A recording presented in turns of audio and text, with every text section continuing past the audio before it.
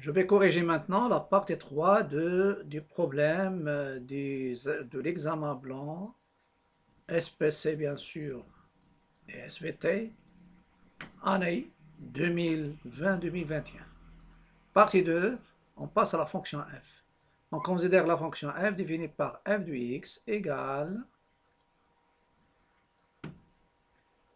il est égal à x moins 2, facteur de l'exponentielle de x plus a. Le domaine, bien sûr, c'est R. La première question, ce sont les limites. Et je commence par la première, le calcul de la première limite. La limite de f de x en plus l'infini, c'est la limite lorsque x tend vers plus l'infini du produit x moins 2 fois l'exponentielle de x plus 1. Je sais que x moins 2 va tendre vers plus l'infini. Et de préférence en suivant les directives de l'exercice, donc je vais commencer. Et même dans l'examen, si vous commencez par plus l'infini, ce n'est pas une erreur. Donc, je prends moins l'infini, x moins 2, il va tendre vers moins l'infini, et celui-là, il va tendre l'exponentielle de x, sa limite en moins l'infini, c'est 0, donc c'est plus 1, et ça me donne moins l'infini. Normalement ici, car la limite en moins l'infini, ou bien la limite lorsque x tend vers moins l'infini, de x moins 2 égale à moins l'infini, et la limite de l'exponentielle de x plus 1 en moins l'infini, c'est 0, plus 1, c'est 1. Et vous avez toujours, je rappelle les limites remarquables, la limite de l'exponentielle de x en moins l'infini, c'est 0. Je passe à la deuxième limite. Deuxième limite, c'est la limite de f de x lorsque x tend vers plus l'infini. La même chose. C'est la limite en plus l'infini du produit. Et quel est ce produit? C'est x moins 2, l'exponentielle de x plus 1. La même chose. Vous avez celle-ci, il va tendre vers plus l'infini. L'exponentielle de x tend vers plus l'infini. Si j'ajoute une constante, ça reste plus l'infini qui est égal plus l'infini. Donc les limites demandées, en moins l'infini c'est moins l'infini et en plus l'infini c'est plus l'infini. Reste à justifier cette dernière. Car, ou bien puisque, la limite de x moins 2, lorsque x tend vers plus l'infini, c'est plus l'infini, et la limite de l'exponentielle de x plus a en plus l'infini aussi, c'est plus l'infini. Et vous avez ici une limite remarquable qu'on a utilisée. C'est la limite de l'exponentielle de x. Lorsque x tend vers plus l'infini, c'est plus l'infini. Voilà. Toujours, je rappelle les limites remarquables. La question suivante, je pense, c'est la dérivée. Calculer ou bien montrer. Voilà, c'est la question petit 2. Soit x appartenant à R. Donc, je vais calculer f' de x. C'est la dérivée d'un produit, l'exponentielle de x plus a. Vous pouvez directement entrer dans l'application de la dérivée du produit. Et c'est la dérivée du premier facteur fois le deuxième x moins 2, donc u'v plus uv'. L'exponentielle de x plus a, le tout prime, x moins 1, c'est ax plus b, le coefficient du x, c'est 1. Donc, ça donne 1. Plus x moins 2. Et la dérivée, ça reste x. Vous savez que la dérivée de l'exponentielle de x, c'est l'exponentielle de x. Voilà. Donc f' de x, en développant, ça sera l'exponentielle de x plus 1 plus x ex moins 2 l'exponentielle de x. Et ça va donner x ex, l'exponentielle de x moins 2 l'exponentielle de x, ça reste moins l'exponentielle de x, et plus a factorisé par l'exponentielle de x, et ajouter a, et ce qui reste en facteur, c'est x moins 1. Donc, et celle-ci, c'est quoi? C'est g de x. Donc, quel que soit x appartenant à R, la dérivée de ma fonction f, c'est la fonction g qu'on a traitée dans la première partie. Voilà. Donc, f' de x, elle est égale à g de x. Et ça me donne ce qui est donné dans la première partie de l'exercice, de la question. Calculer, puis en déduire. Voilà. On sait, d'après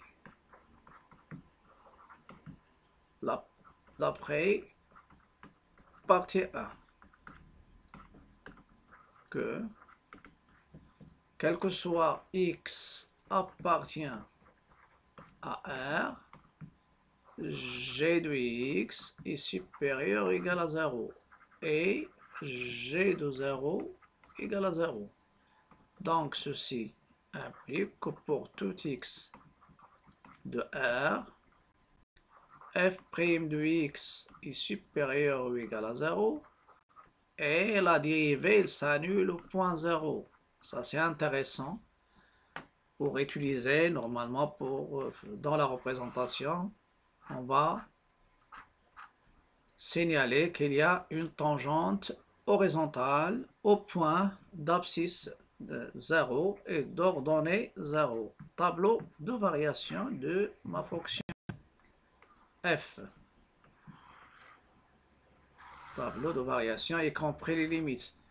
X, f' de x et f de x.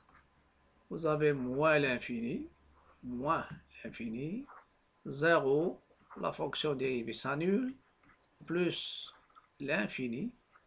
Et n'oubliez pas que la fonction, elle est croissante. Elle croît. En plus l'infini, c'était plus l'infini. Et en moins l'infini, c'était moins l'infini. Elle passe par f de 0. f de 0, c'est quoi? C'est f de 0.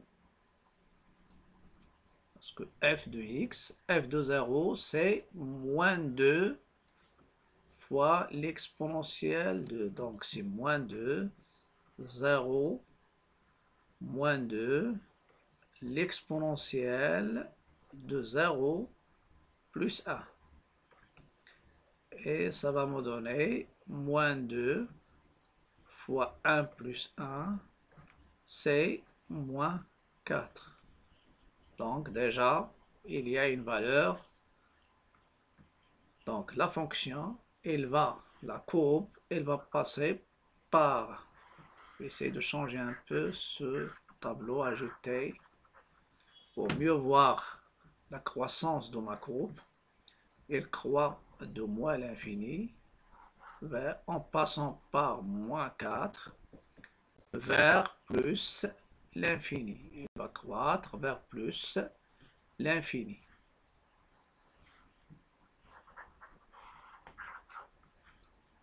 Voilà, il croît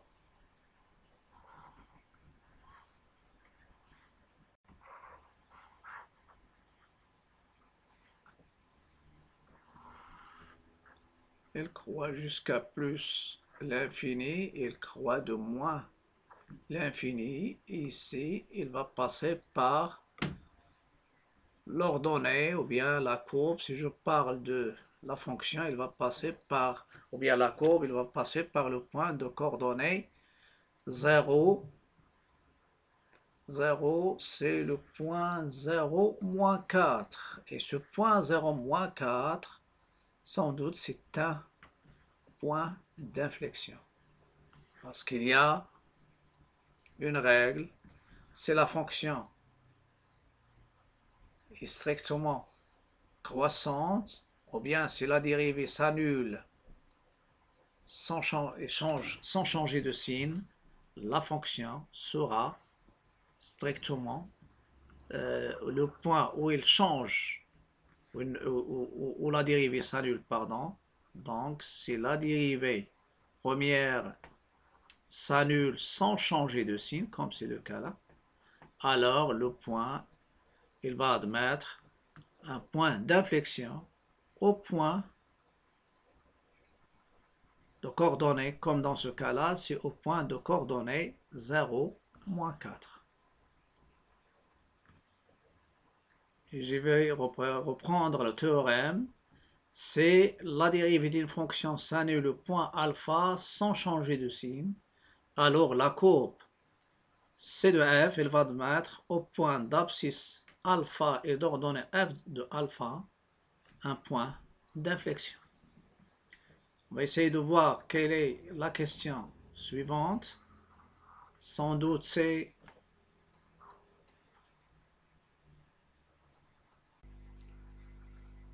après tableau de variation, on passe aux branches infinies. On va commencer par troisièmement petit a en plus en moins l'infini. Petit a montrant que la droite d'équation montrant que delta est une asymptote oblique de C de f en voisinage de plus l'infini. Donc pour cela, on va calculer la limite de f de x moins y moins x moins 2. Et je vais montrer que cette limite au moins l'infini, elle est égale à 0. Ça c'est lorsqu'on vous donne l'équation de l'asymptote y égale à ax plus b. On dit que C de f, que d d'équation y égale à x plus b est une asymptote oblique à C de f au voisinage de plus ou moins l'infini. Si seulement si la limite de cette fonction de f de x moins y, c'est-à-dire moins ax plus b entre parenthèses, il faut que cette limite soit en plus l'infini ou bien en moins l'infini, il faut qu'il donne 0. Donc la limite en moins l'infini, et je vais remplacer f de x par son expression, c'est x moins 2, l'exponentielle de x plus 1 et moins x moins 2. X moins 2. Et je vais développer. Donc, ça va nous donner, pour la différence, je peux factoriser. Mais il y a le risque d'avoir, si je factorise, normalement, ça va donner une forme indéterminée. Donc, je vais développer. Donc, c'est la limite en moins l'infini de x, ex, plus x moins 2 l'exponentielle de x et moins x plus 2. Et sans doute il y a un 2 que j'ai déjà oublié. Voilà. Donc c'est x ex plus x moins 2x moins 2 et vous avez moins x plus 2, donc il y a des simplifications. On va simplifier les x, simplifier moins 2 avec 2 et s'il me reste normalement une limite, c'est la limite en moins l'infini. X c'est une limite remarquable et l'autre c'est aussi une limite remarquable. C'est 0 moins 0 égale à 0. Et j'ai utilisé deux limites ici. J'ai utilisé la limite de l'exponentielle de x en moins l'infini, c'est 0. Et j'ai utilisé la limite de x, ux, en moins l'infini, c'est aussi 0. Et puisque la limite de la différence, il donne 0, je peux conclure. Donc, delta d'équation y égale x moins 2 est une x moins 2 est une asymptote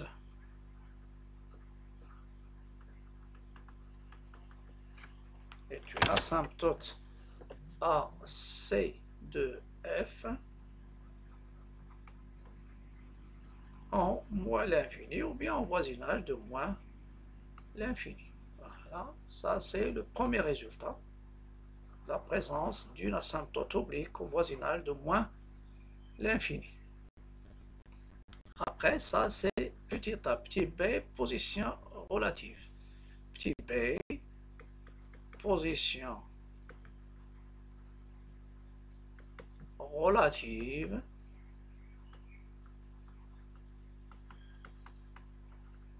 de delta de CF et delta. Donc ici je vais étudier le signe de la différence. F de x moins 2, bien sûr, sur l'ensemble R. Donc toujours, il y a position relative, indique l'étude de signe de la différence. On a f de x moins x moins 2.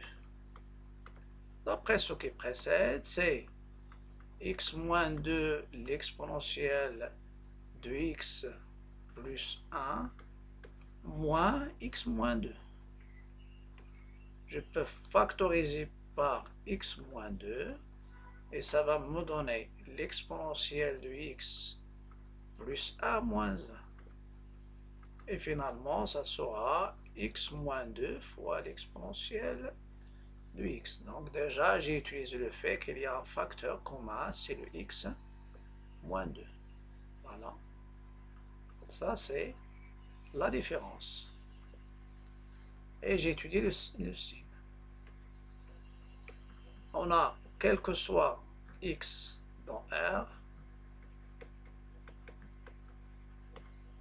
l'exponentielle de x est strictement positif. Donc, le signe de f de x moins x moins 2 est celui de x moins 2. Celui de x moins 2. Bien sûr sur R. Et je vais dresser un petit tableau de signes de ce x moins 2. X moins 2. Et je donne le signe de la différence. F de x moins x moins 2. Elle s'annule normalement point 2. Donc ici, la différence aussi c'est nul. À droite c'est positif car le coefficient de x c'est 1. Et à gauche c'est négatif. Donc moins plus. D'où C de f est au-dessus. Je prends au-dessous de delta sur moins l'infini 2. Sur moins l'infini 2. C de f est au-dessus de delta sur 2 plus l'infini. Et la différence, nulle, ça donne C de F, coupe delta au point en A de coordonnées 2. Et son ordonnée, c'est quoi? Son ordonnée, c'est 2, parce que delta, son équation, c'est y égale, vous avez delta, son équation, y égale x moins 2. Donc, si je prends x égale à 2, ça va me donner, je vais encadrer, après je vais compléter le point d'intersection. Le point d'intersection, vous avez 2 moins 2, c'est 0.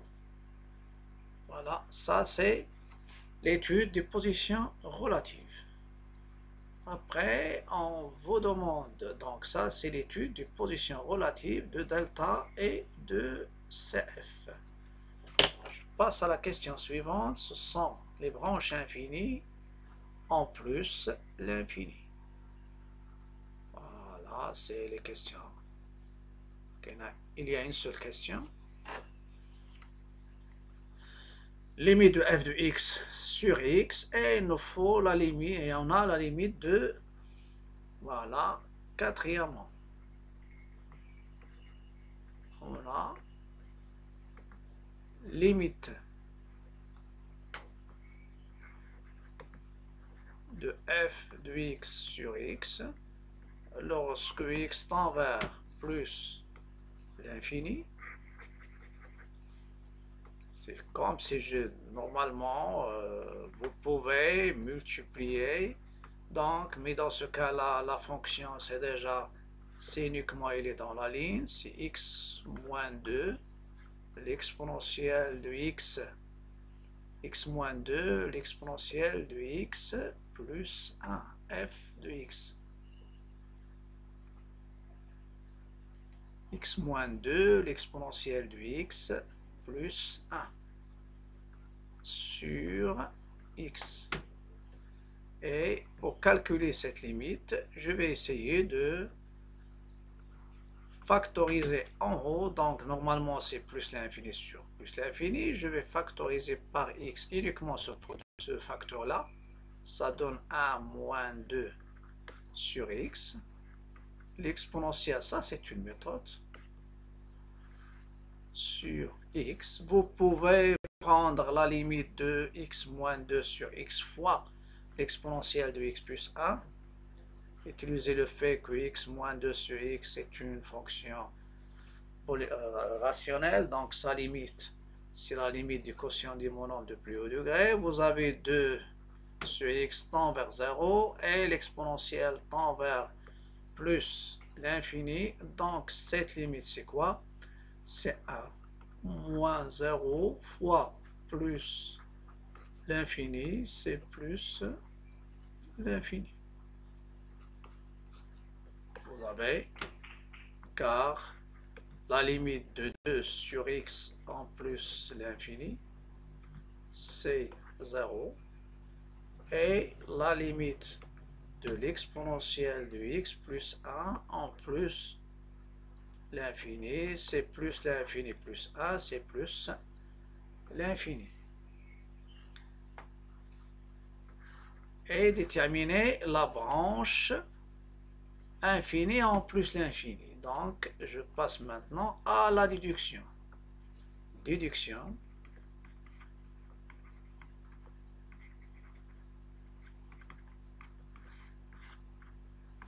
On a deux conditions. La limite de f de x en plus l'infini, ça c'est le cours. Et la limite en plus l'infini de f de x sur x égale plus l'infini. Donc C de f admet une branche parabolique de direction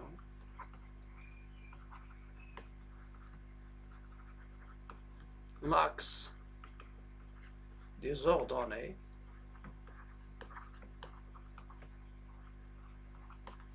des ordonnées en plus l'infini. L'axe des ordonnées en plus l'infini. Voilà, ça c'est la nature de la branche parabolique en plus l'infini. Donc C de F admet une branche parabolique. Parfois on dit de direction asymptotique l'axe des ordonnées. Il reste maintenant la concavité, c'est le petit 5. Petit 5. Concavité de C de F. Bien sûr,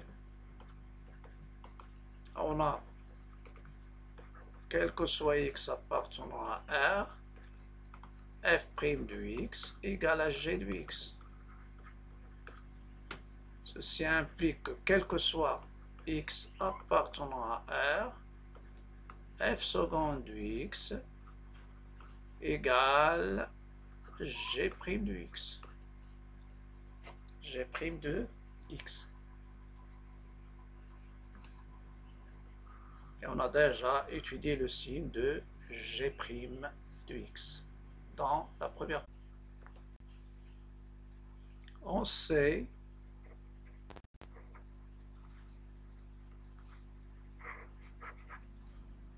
on a déjà traité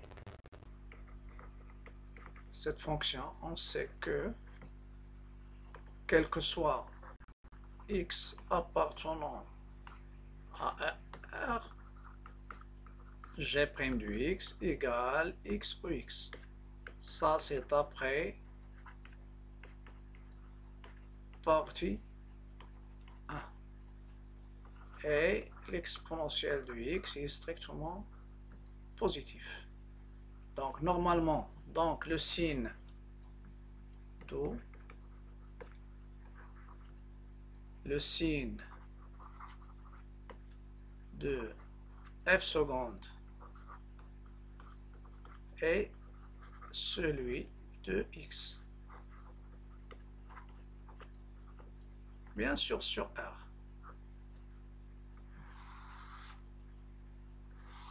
Je vais regrouper même la concavité et point d'inflexion. Vous avez x, f seconde de x, concavité de C de F.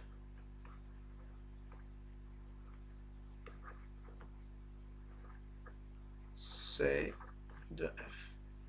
Moins l'infini, plus l'infini, 0, la dérivée seconde s'annule, présence de point d'inflexion. Positif, négatif. On peut utiliser le fait que la concavité est dirigée vers le bas avec ce symbole-là. Ici, la concavité est dirigée vers le haut, pardon. Au lieu de parler de convexe concave, ce qui m'intéresse, c'est la forme de la courbe vers le haut. Il y a vers le haut, vers le bas, ce sont des signes. Et ici, il y a le point I de coordonnées 0, moins 4, point d'inflexion de C de F. Et j'ai déjà signalé que la fonction dérivée s'annule en 0 et sans changer de signe, donc il y a la présence d'un point d'inflexion au point de coordonnées 0 et d'ordonnées bien sûr moins 4. Ça c'est un point d'inflexion à signaler. Voilà. Point d'inflexion à signaler.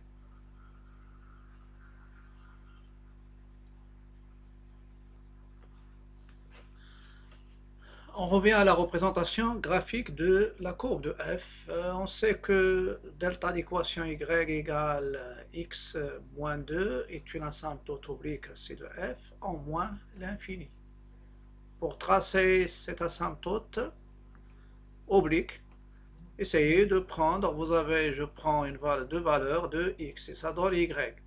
Je donne à x 0, ça donne moins 2, et je donne à x 2, il donne 0. Donc, ça me donne 2 points.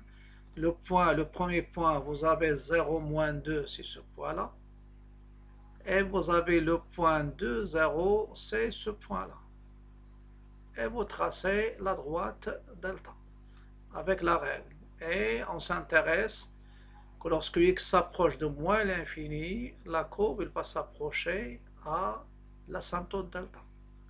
Et on a déjà étudié les positions relatives.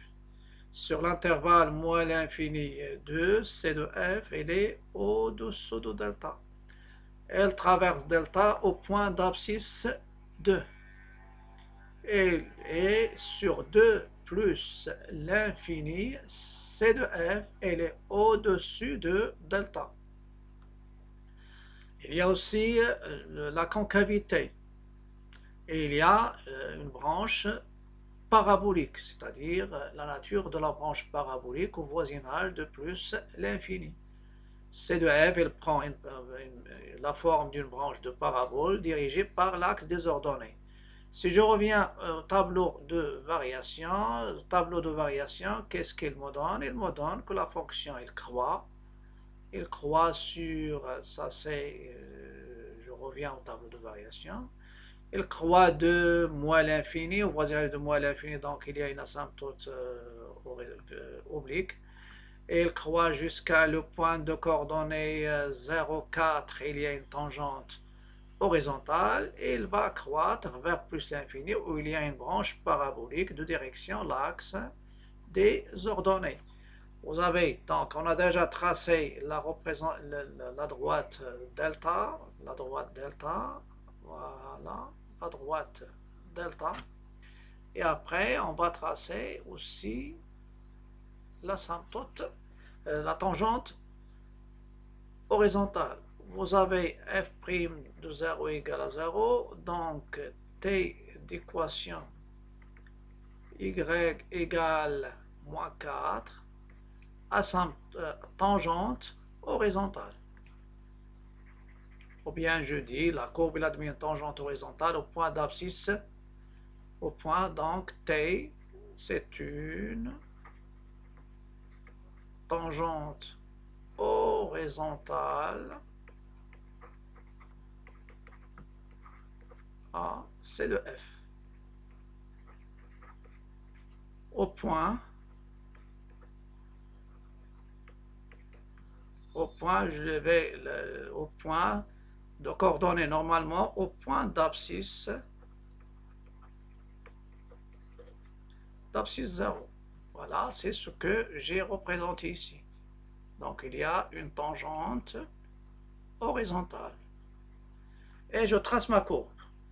La courbe, il croît, donc il s'approche de delta, et après il croît. Il va toucher la tangente au point tangent, et puisque c'est en même temps c'est un point d'inflexion, donc il va traverser la tangente au point d'inflexion, c'est-à-dire au point de coordonnées moins que 0, 0 moins 4, et après il va continuer à croître jusqu'à ce point d'abscisse 2 où il va traverser l'axe des abscisses et il continue à croître. Et au voisinage, lorsque x s'approche de plus l'infini, C de f, elle prend la forme d'une branche de parabole dirigée par l'axe des ordonnées. Si je reviens la concavité, normalement sur moins l'infini 0, la concavité vers le bas, et sur 0 plus l'infini, la concavité vers le haut, c'est ça. Donc ici, la concavité, c'est vers le bas. Et sur 0 jusqu'à plus l'infini, la concavité vers le haut, ou le point où la fonction change de concavité, c'est un point d'inflexion. Donc la courbe représentative de f, c'est celle-ci, bien sûr, que je viens de donner, bien sûr, avec logiciel GeoGebra, en donnant tout ce qui est nécessaire. Donc il y a l'asymptote oblique, il y a la tangente horizontale au point d'abscisse, et il y a l'étude de la concavité que je viens de signaler. Donc on fait attention aussi, tout ce qui est donné dans l'examen, il faut le respecter. On passe maintenant à la dernière question. Soit h, la fonction définie sur l'intervalle i, l'intervalle fermé 0 plus l'infini, par h de x égale f de x. Ça veut dire h, c'est la restriction de f sur l'intervalle 0 plus l'infini. Montrer que h possède une fonction réciproque h-1 définie sur g à préciser. Montrer que h-1 est dérivable en 0 et calculer h-1' de 0. Et construire la courbe ch-1 de le même repère avec une autre couleur. Je sais que toute fonction continue strictement monotone sur un intervalle admet une fonction réciproque sur l'intervalle g qui est égal à l'image de l'intervalle i par cette fonction.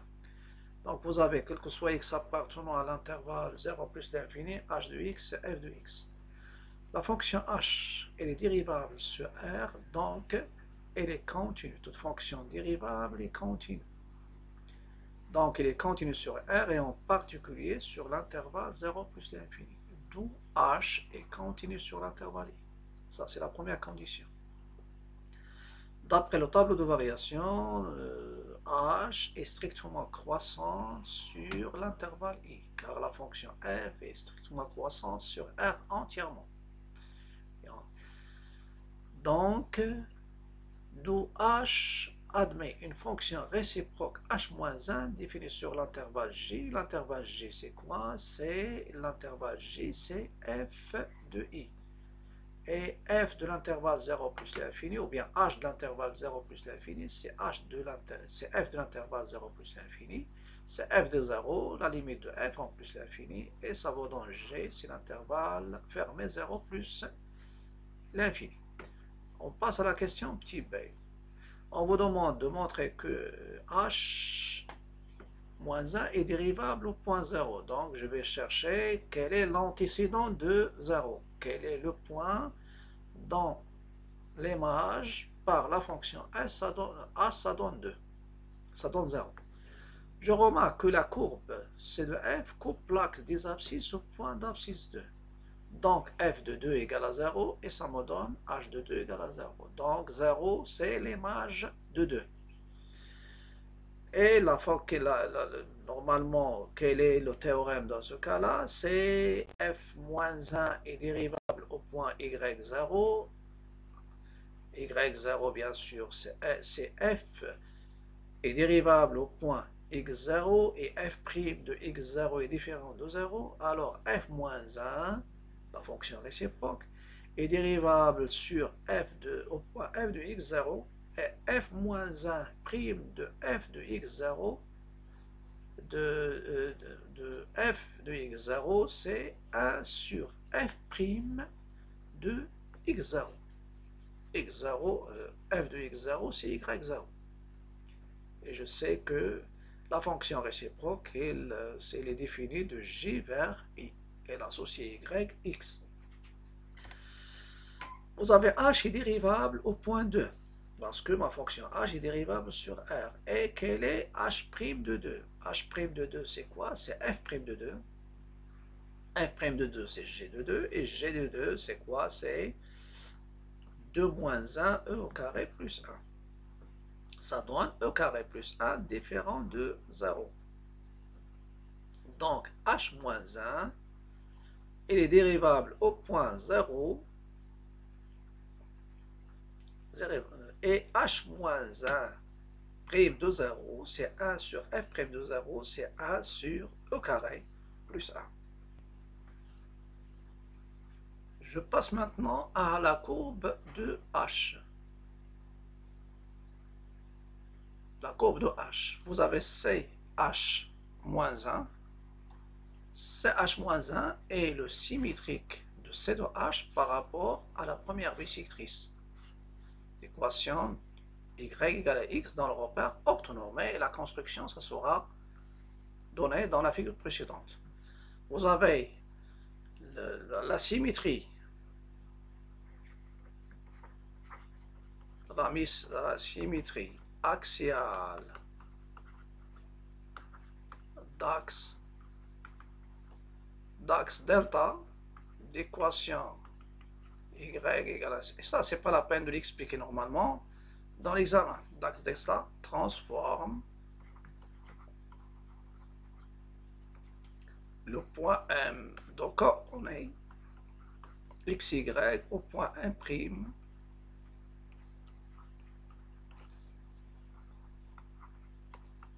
c'est-à-dire elle transforme x en y et y en x. Donc je vais me baser sur cette remarque pour construire la courbe de ma fonction h-1. Et je vais revenir à la courbe de h-1. h-1. Voilà, ça c'est la droite delta. L'équation y égale x.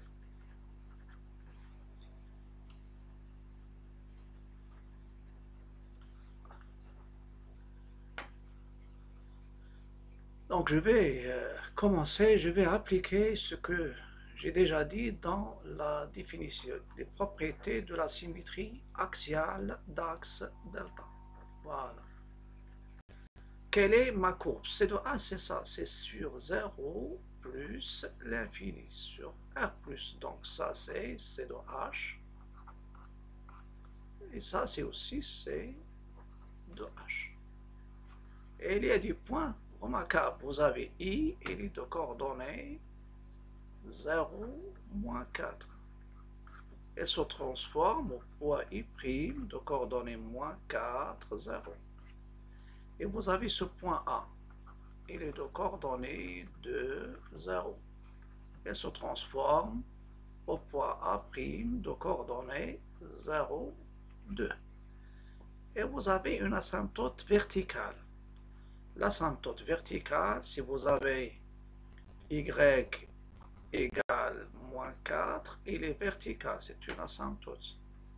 Elle se transforme en une asymptote, ça c'est horizontal, pardon, elle se transforme à une tangente, celle-ci c'est quoi? C'est une tangente horizontale. Elle se transforme à une tangente verticale. Et aussi demi-tangente, c'est la même chose. Voilà. Et je vais prendre cette demi. Vous avez uniquement une demi-tangente. Il est au point 0, moins 4. Il va devenir au point moins 4, 0. Donc, et il y a une chose aussi à indiquer. Ma demi-tangente ici horizontale dirigée vers les x positifs. Donc, son image, ça sera vertical et dirigé vers les y positifs. Donc, c'est ici. Ça, c'est le premier point de départ. Le deuxième point, c'est le point I', A', 0, 2. Et aussi, il y a les points d'intersection symétriques d'un point de delta, c'est lui-même. Donc, vous avez 3 points. Vous avez ici C de F au voisinage de C de H au voisinage de plus l'infini, il admet une branche parabolique de direction les Y positifs. Ça symétrique par rapport à delta au voisinage de plus l'infini, ça veut dire CH moins A, il va admettre une branche parabolique de direction les X positifs. Et je vais maintenant tracer ma courbe. Voilà. Je vais passer par ces points-là. Mais il y a une courbure ici. Je vais la respecter.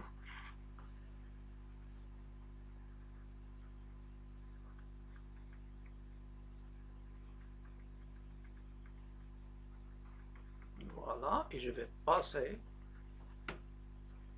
Et la branche parabolique, ça sera dirigé par l'axe des abscisses. Une branche parabolique dirigée par l'axe des abscisses. Voilà. Je vais rectifier un peu.